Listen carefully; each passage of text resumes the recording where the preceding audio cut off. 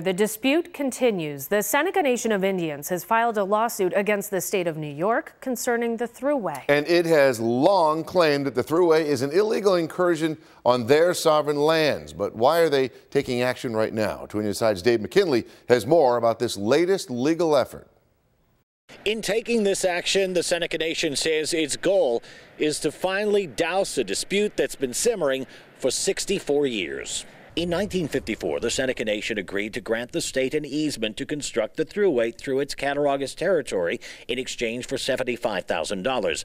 But the nation has long contended the easement wasn't valid on a couple of counts. One, that Seneca leaders at the time were coerced by the states of Pennsylvania and New York, who inferred that if they didn't agree to the Thruway deal, they would eliminate the Allegheny Reservation and force out the Seneca living there, or design the Kinzua Dam in a way that it would flood the reservation, something that ended up happening anyway. This is sat like an open wound for the Seneca Nation and our people. But moreover, the Seneca claimed the entire easement was invalid because it was never approved by the federal Secretary of the Interior as required by laws at the time. We are not seeking to cause any disruption, but rather to ensure that New York State authorities comply with federal law. In their federal lawsuit, the Seneca wanted judge to order the Thruway Authority to first get a proper and legal easement to continue operating the toll road through its reservation, or, in the alternative, issue an injunction preventing the Thruway from collecting tolls along the 3-mile stretch here. In the past, the Seneca have contended they are owed close to $700 million in back tolls,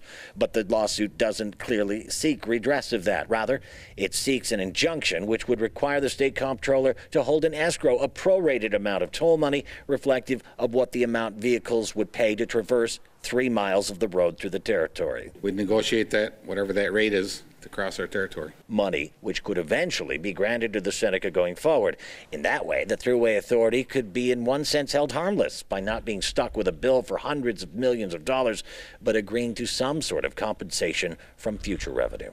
Whatever the outcome of our legal action, my hope is that the nation will be able to put the issue behind us and move forward.